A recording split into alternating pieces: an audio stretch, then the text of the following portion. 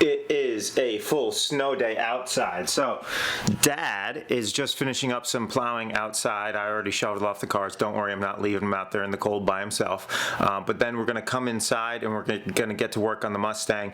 It's actually been a week or two since we've been able to get in here. We've had a couple other things going on, which hopefully we can share with you at some point here in the near future. But we're gonna get in here. We did some work a few nights ago, so this video is gonna have some spliced in some footage from a few nights ago, some footage from today. Hopefully we're gonna be able to tackle the entire cooling system, the fender bolts, and maybe also get to the carburetor. We're not sure yet exactly how far we're gonna get, but neither one of us is actually working today. We're just playing around in here. So here we go. We're going to move on to this fan. This is an old fiberglass fan that was common back in the day. People used to love to put these on there, get rid of the metal one, but we're going for more of the stock look. So we ordered a nice CJ Pony steel fan that's going to go on there, and then we're going to put the proper fan shroud that belongs in there, and we're definitely getting rid of that. That is insanity. So we're going to start to drain the cooling system. We're going to change this hose, that hose, this fan, put a new shroud in, and see where it takes us. So we're going to get a new cap too. Look at that thing. That thing's fucking toast. Bring it back. Look at the pockets go down. So we took the radiator cap off, getting ready to do our hoses and whatnot, and you can tell this thing's been on here for decades. The brass actually broke into a couple pieces. Obviously, she is in a serious need of a new radiator cap. So, put it on the list. All right.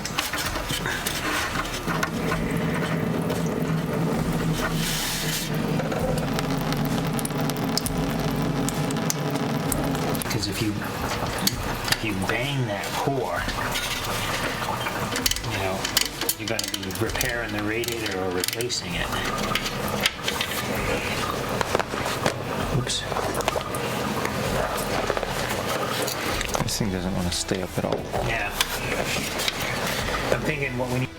We're removing the old mashed together radiator hoses to put on our new ones. The easiest thing to do is grab a razor blade and cut them open after you loosen up the screws. You can tug them all you want, but it's just way easier to cut them off and pry them open. It's not like you're gonna pass them down as family heirlooms, so. So that's the thermostat housing, or the neck. We're going to take that off. I'm probably going to get another one. We may clean it. But if you look down in there, that's the thermostat right down in there. So that's, you know, in the engine block. It's cooling on the back side of it. As the engine gets warm, gets up to, that's probably 180-degree thermostat. Once the coolant gets up to temperature, that thermostat, there's a spring in there and sensitive to temperature, and the thermostat will open, coolant will flow from here to the top of the radiator, go across the radiator, down, cooled, and then bottom hose back in the motor. So, you know, it's a constant cycle. It gets up to 180, but as the coolant starts to flow, the coolant that goes back in the motor is cooler, so then the thermostat closes a little bit.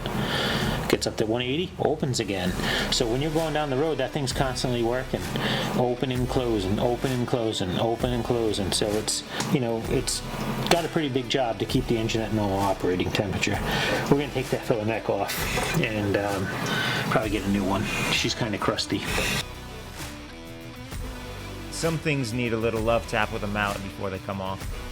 We could easily clean it and reuse it, but when they start to pit like that, then you put your new hose on there and tighten the clamp. All the pitting, the coolant gets by, leaks out the hose. So we'll get a new one. We'll get a new one. That thing's heavy. Here we go. Thermostat's out. As you can tell, that thing's been around for quite some time. And if you look on the back of the thermostat right here, they usually have a mark. And if you look closely there, let me get the light. If you look closely there, that is 180 degrees. So it's a 180 degree thermostat. 180, 190, 195, no more than that. But we'll put another 180 in there. We usually, you know, this is going to be a summertime car. You're not going to need to keep that coolant too high. It's already warm enough outside. So here we go. We got our new thermostat, 180 degrees. Pretty much the same thing we took out, but look how much. Look at the difference.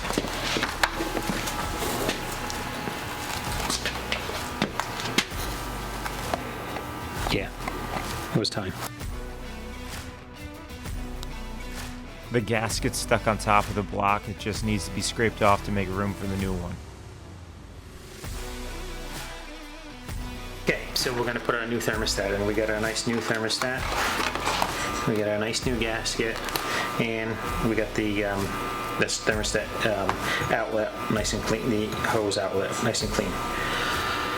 The thermostat. 99.9% of the people watching this know that the thermostat goes in this way, right? And the thermostat never goes in that way.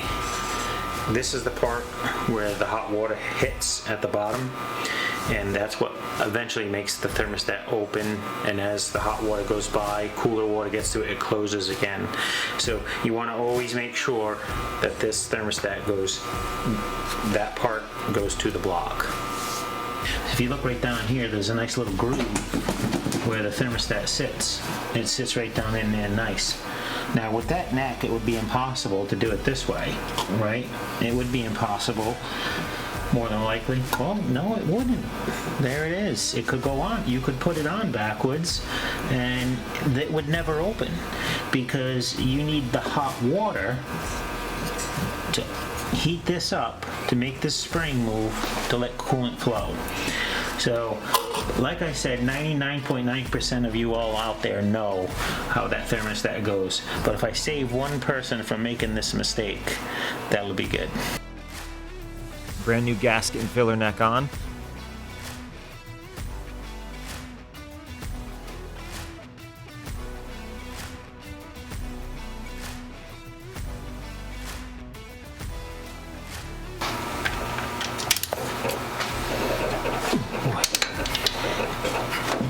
Oh boy, I ain't been loosened in a long time. That ain't gonna loosen. No. That ain't gonna loosen without probably breaking it. We'll leave the alternator bolt alone for now. We'll need to heat that up to loosen it. Now we're going to remove the belt so we can put the radiator hoses on.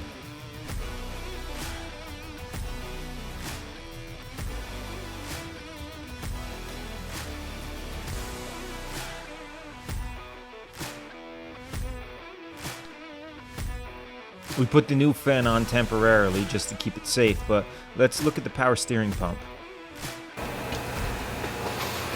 So, what I don't like, one is, this is so close to the, it's crazy close, right? That wouldn't have been like that from the factory. And if you look at this pump, if we look, you know, so if we look straight down, like, if we had a straight edge, if you look at this pulley, it's kind of pointing toward that pulley rather than this pulley. It's not straight. And then if you look right here, someone put two washers behind here. Well, they're not supposed to be there. If anything, maybe on the back side or something, but definitely not there. So I think that's pushing that pump back like that. So let's take these washers out right here and see what happens.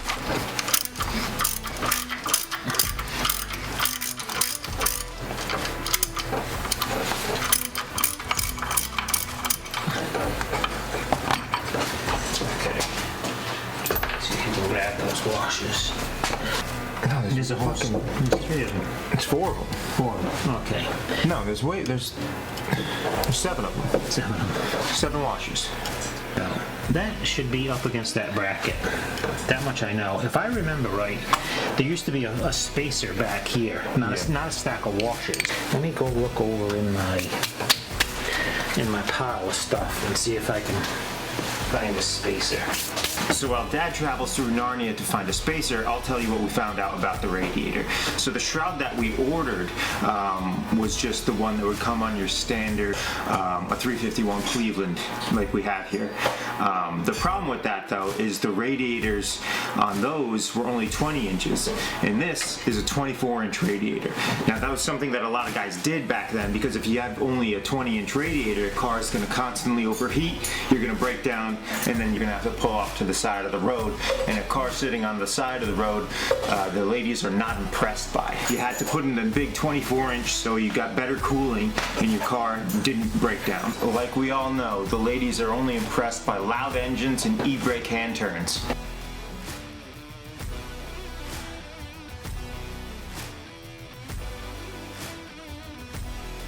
Back to this power steering pump. We didn't have the exact spacer we needed, so we tried a variety of different washers before we figured out what was most likely the issue. Now, what I notice is the bolt gets tight.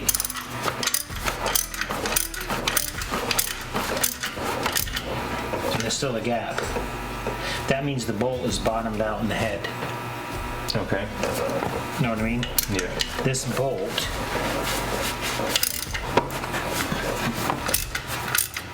is slightly too long. So is that why the washers are? Well, yeah, probably it's a combination.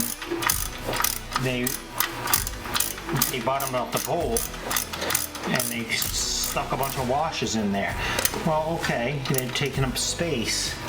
I get it. You could get the right length bolt.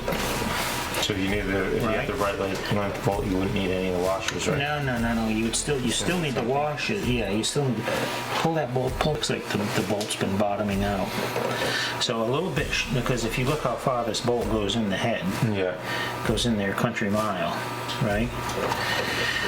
So let's measure this bolt. 6-inch bolt? Yeah. So I mean, I at least want to get a 5 3/4. Take a 1/4 of an inch off. A new shorter bolt is on the parts list now, but we'll put this old one back in with a couple less washers.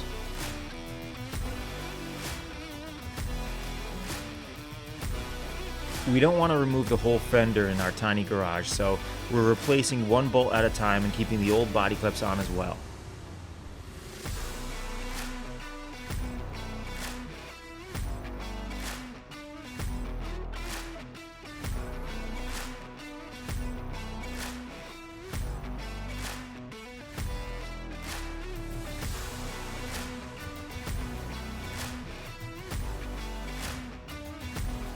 So taking this front fender bolt out, we dropped the little clip. Now we need to somehow squeeze a clip in there, which will be fun. The only way to get this body clip on was to reach around into the wheel well and remove the plastic behind the inner fender.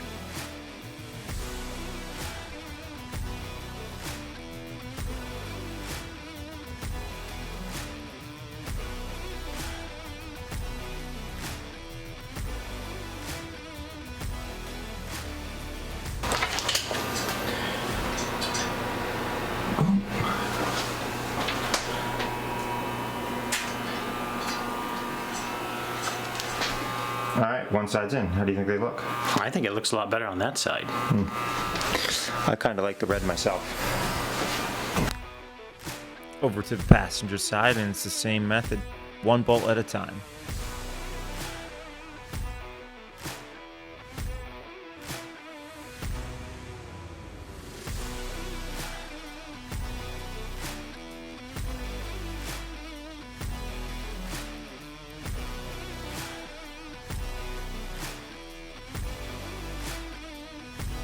The same front body clip has to be replaced on this side too, except this one was broken instead of dropping out.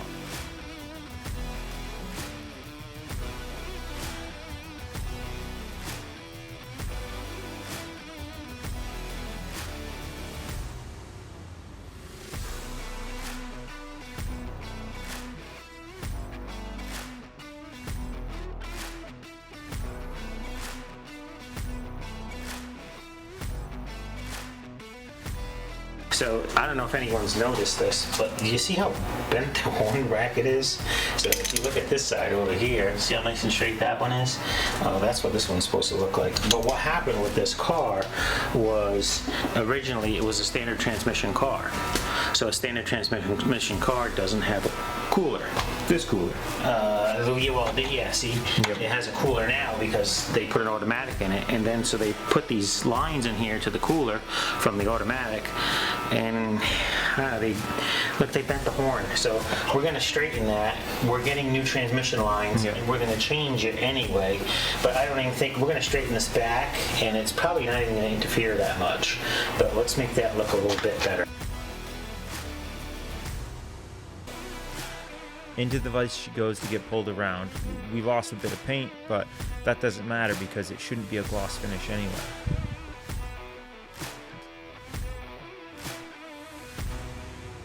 Our first thought was, I'll show you, that they bent this because it was going to be in the way of the transmission lines, but as you can tell, there's tons of clearance. So we have no idea why they first bent the horn bracket there. So I'm gonna change this car.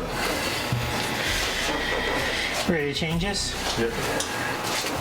And then got this little Jesus clip back here. You know why it's called a Jesus clip? No.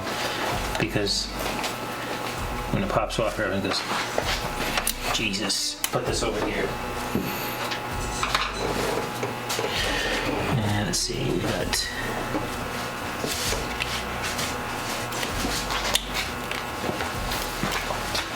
It's easier to take that bolt out. Get a 7/16, pop that out. It's just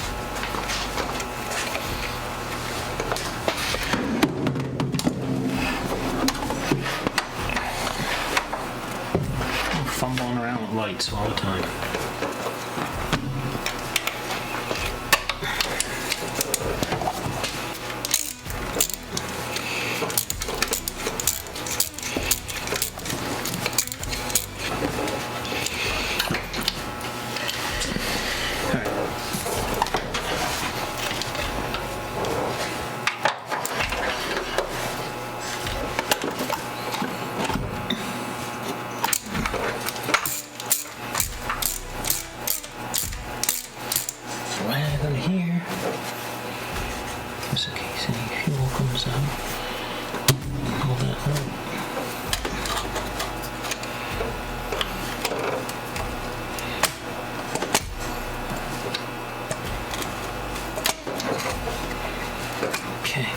We were talking about, remember I said this carburetor was just no good, but I mean this car's been sitting for how many years?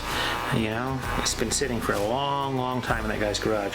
So we took the fuel line off the carb and then we cut it open. Look at all the rust in there. So that probably tells you quite a bit about the fuel line itself. So we'll have to take a good look at that line. Who knows? More than likely that line's going to have to be replaced, and maybe the line all the way back to the tank.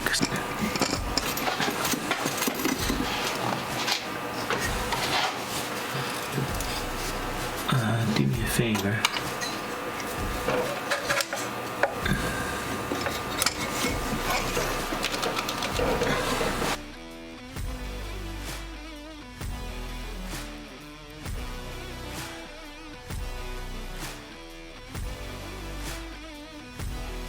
Side by side, you can really see the wear on this old carb.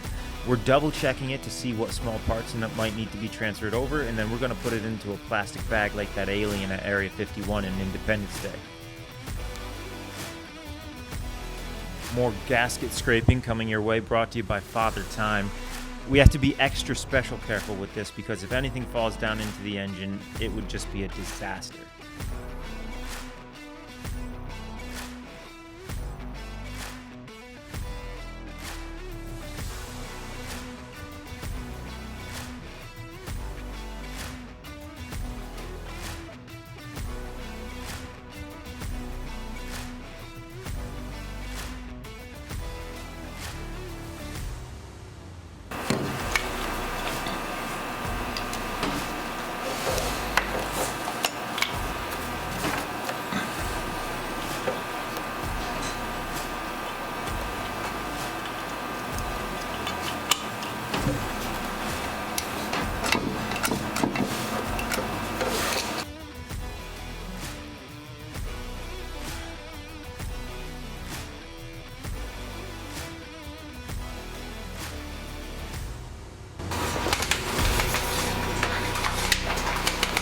I mean, you can see all the new bits on it. We made some progress. Yes, we did. We got quite a bit done. Good day. So, Yep. Yeah. New fender bolts. Fender bolts. I still somewhat like the red ones, but I can see the appeal of non-painted ones. I mean, I just think it looks better. I mean, it's a matter of preference. So I think we should paint these. I want to paint these. we should paint them black and see how that looks, and then. oh god, no, that would look terrible. Black, and we've got more work to do when we take this motor out. You Yeah. know, this is not forever. I mean, we want to detail this whole engine compartment. Carburetor's on. Looks good. Looks a lot better than the old dusty one we had on there. Your first piece of bling. First piece, nice and shiny. You know? Chrome and goldish. You know. I mean, for what we paid for that, I mean, look how nice it is. Yeah, it Nice looks and a lot shiny. better, you know. I mean, it would take me a week of Sundays to get that old one looking the way that Yeah. one is right now. One or two things left to do: the PCV hose and then the little hose in the back.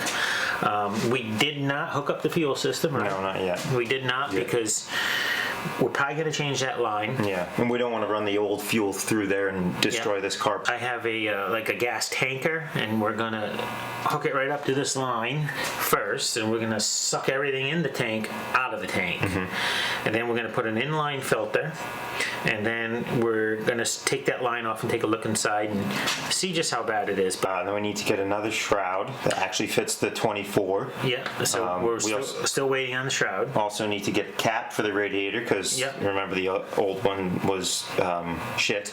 We're not really waiting on that. I just forgot to got the wrong one the first time, so the other one's coming. But we did. Well, we got the standard one the first time. We got the standard one. And we have the non-standard. Made the power steering pump a whole lot better because that thing was like, all candy whopper. Yeah. She was off to the side like this, Yeah. So now the belt, it's not perfect, but it's close. Yeah. It's close. It's running nice and true. We actually ran out of pieces. Yeah. The only thing we have left is the large fuel filter. Yeah. And waiting for the shroud. And So we need to order more parts now. that's always a good time, Yep. ordering some parts. But we've done good. Yeah. We've done all those parts are now in this car. Yep. And should be ready to fire. Change the oil, clean the fuel, and hopefully we can fire up next time. Yeah.